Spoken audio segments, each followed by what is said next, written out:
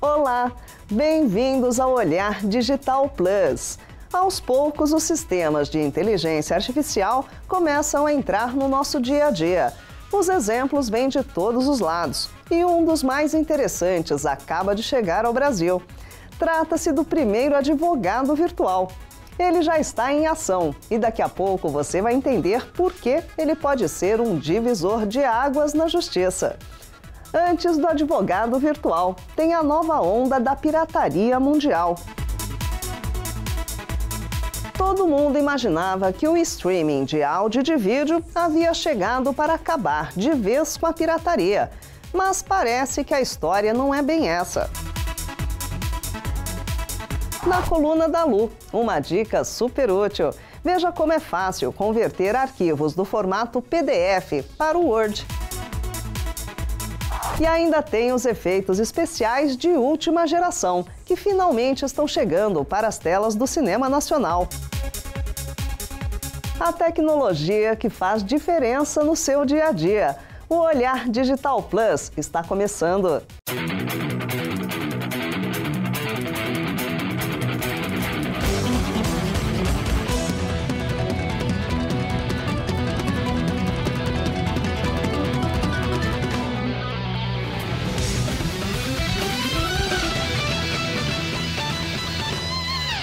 Todo mundo sabe que o cinema nacional sempre enfrentou muitos problemas, mas pelo menos em uma área as coisas parecem ter caminhado, a dos efeitos especiais.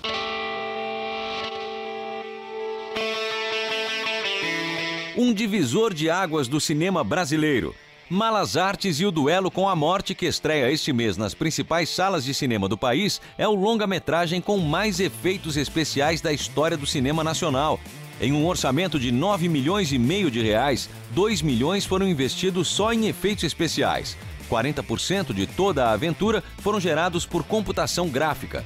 Para criar o universo fantasioso do filme, uma equipe de 100 artistas se dedicou à pós-produção e efeitos especiais durante 2 anos. Eu fui do alto do céu, profundo da fossa, no tempo que estourou um pum. E agora? Agora por aqui ou quer me prender ou quer me matar.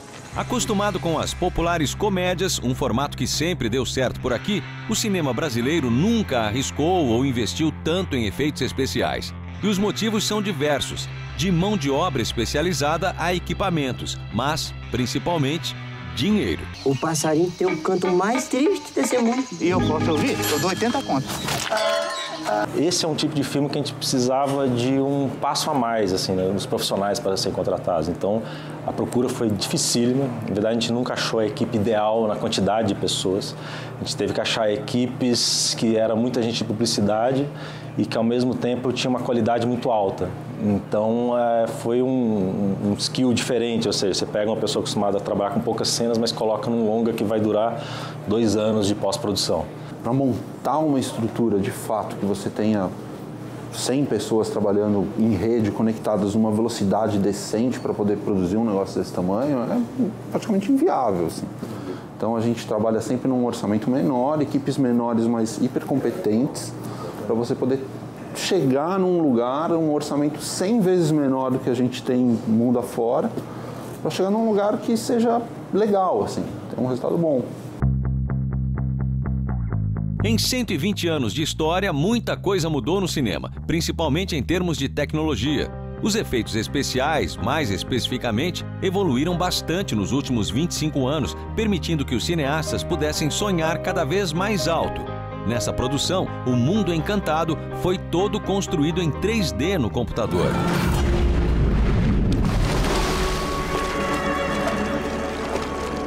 E um burrinho? Está entre a vida e a morte. O modelo em si, esse escaneamento, não servia diretamente para modelar o cenário. Então é como se eu desse uma passada no cenário, veja a proporção, veja o tamanho das coisas, e o modelador aqui é o que continua o processo. Então ele faz mesmo de verdade a modelagem baseada na proporção. As proporções é o que realmente entrega às vezes um efeito. Ou seja, se você erra no tamanho das coisas, você, isso aí está me soando estranho. Então ter esse scanner, por exemplo, pra gente é considerado uma novidade no set.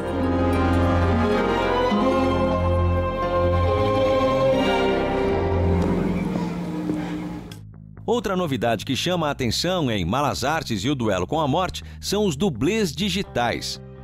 Depois de escaneado, o modelo 3D do ator é esculpido digitalmente para que ele seja criado através da computação gráfica. Um trabalho artesanal que tudo que a equipe de efeitos especiais espera é que o espectador não perceba que aquele ator é de mentira.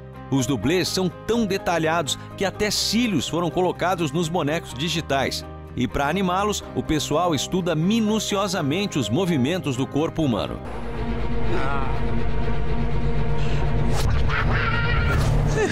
Não vou me acostumar nunca. Cenas impossíveis de serem filmadas. Tá lá o ator ali, vai interagir com o cenário, a gente precisa do ator digital. Então, até certo tamanho de enquadramento, assim, até aqui a gente segura bem o personagem que vai ser feito em computação gráfica. Então, a gente aceitou esse desafio.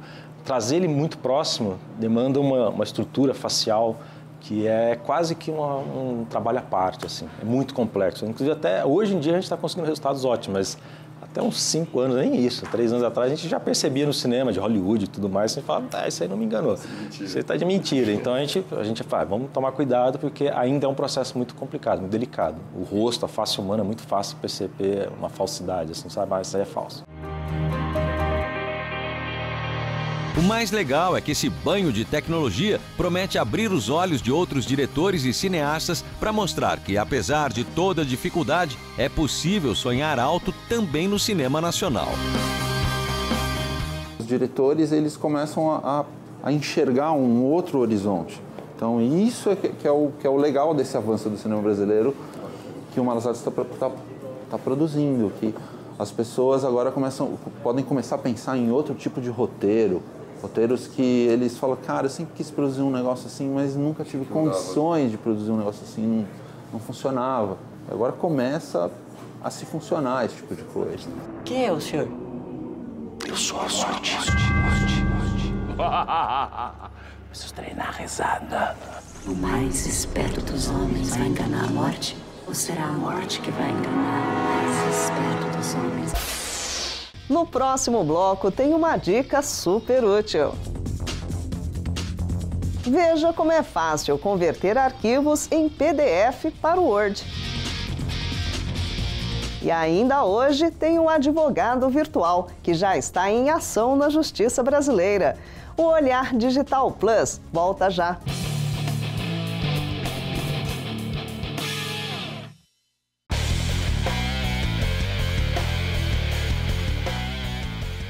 Quando serviços como o Spotify ou Netflix surgiram, muitos apostavam que a pirataria havia recebido um golpe fatal.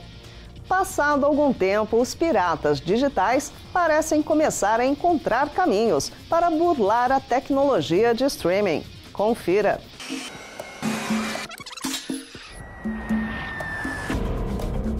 Os piratas voltaram a atacar.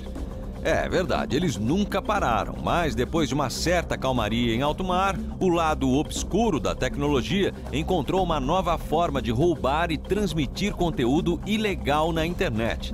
Cópias ilegais de CDs e DVDs são coisa do passado no mundo da pirataria. O negócio ultrapassou até os sites de torrent. A moda agora é a transmissão ilegal por streaming, a pirataria 3.0. Serviços que chegam a oferecer experiência parecida com a Netflix, por exemplo, transmitem canais pagos de TV e até conteúdo sob demanda pela internet, seja em sites específicos ou até para caixinhas similares às oferecidas pelas TVs por assinatura. Tudo de forma ilegal. Os piratas, eles juntam os canais e oferecem isso como um serviço de TV. Né? Mas por trás ele não paga nenhum direito aos canais, não existe nenhum acordo. Né? É um serviço puramente pirata que cobra uma fração do serviço legítimo.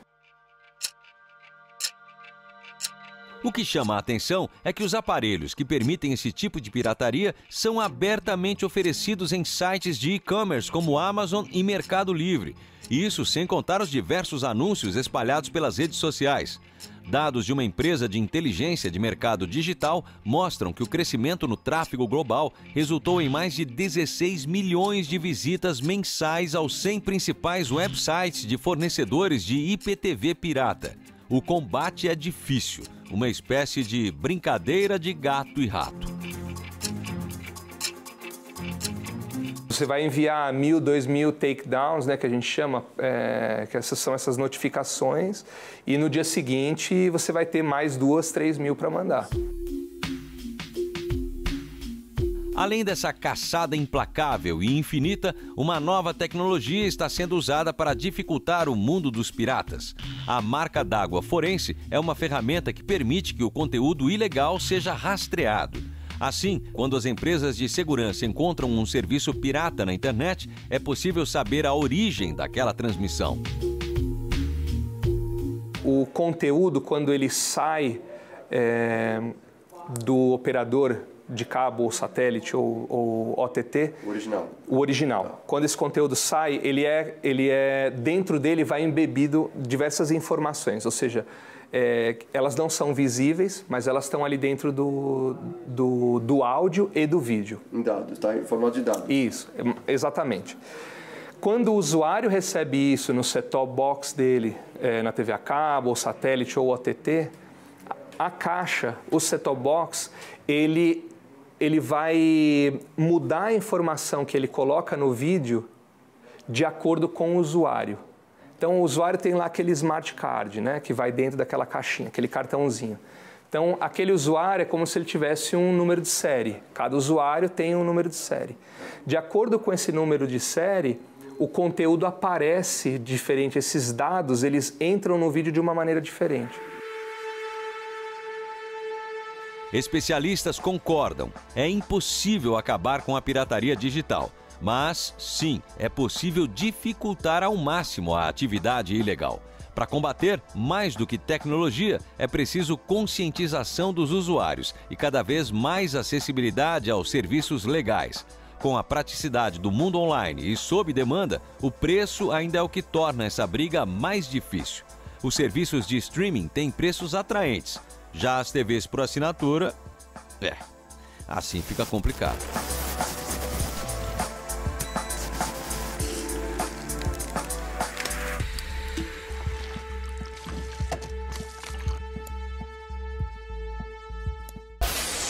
Talvez você já tenha enfrentado o problema. Recebeu um arquivo no formato PDF e precisa fazer algum tipo de alteração nele. Nessas horas, o mais fácil pode ser convertê-lo para um outro formato, como o Word, por exemplo. E a Lu, nossa colunista, especialista em descomplicar a tecnologia, vai te mostrar como. Oi, Lu! Oi, Marisa! Oi, gente! É hora de descomplicar a tecnologia.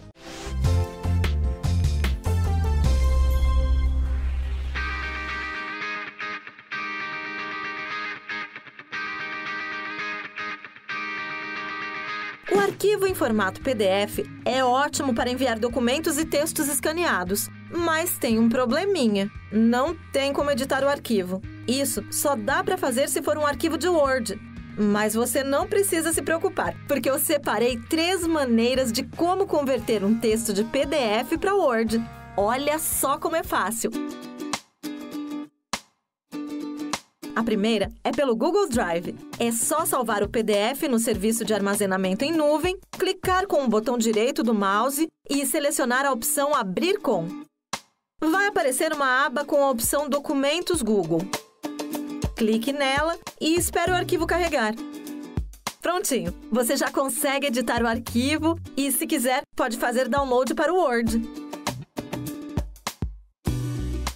Você também pode usar o celular. Baixe o aplicativo Easy PDF, que está disponível para Android e iOS. Depois, é só abrir o app, tocar no botão de upload, escolher o arquivo e converter. Bem fácil, não é mesmo?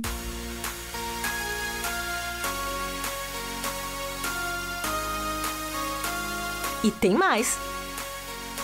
Se você não quiser baixar nenhum conversor de arquivo no seu computador, ou não tem como fazer isso porque está usando um aparelho compartilhado do trabalho ou de uma lan house, por exemplo, pode usar esse aqui.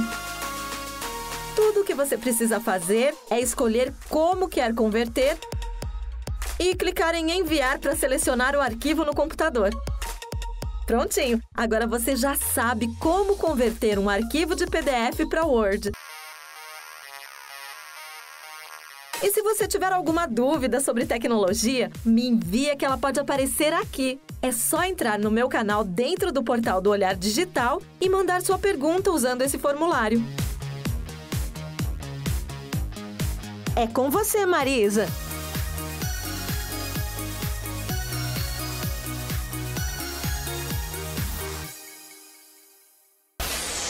No próximo bloco, você conhece o primeiro advogado virtual em atuação no Brasil.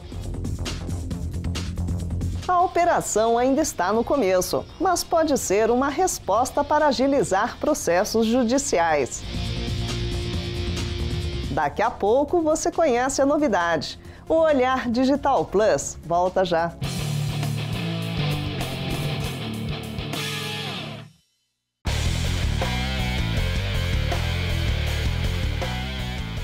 A experiência já foi feita em outros países e agora chega ao Brasil. Um advogado virtual, criado com a ajuda de inteligência artificial, começa a atuar no país.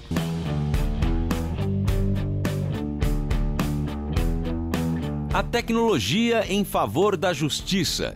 Inédito no Brasil, o primeiro robô advogado do país usa inteligência artificial para acelerar o andamento de processos e diminuir as margens de erro. Isso sem contar com a capacidade significativa de aumento de produtividade para os advogados brasileiros. O sistema ELI, sigla em inglês para Inteligência Legal Melhorada, é capaz não só de identificar e organizar processos, mas também de organizá-los, buscar jurisprudência e indicar os próximos passos para o advogado. Tudo de forma autônoma. Muitas tarefas na advocacia elas podem realmente ser automatizadas, né? E liberando o advogado para fazer o trabalho mais intelectual, né? O robô pode ser customizado para diferentes especialidades, mas o objetivo é o mesmo: devolver tempo ao advogado para que ele possa inovar, dar mais atenção aos seus clientes e se dedicar ao trabalho intelectual, ou seja, cuidar de tudo aquilo que não pode ser automatizado.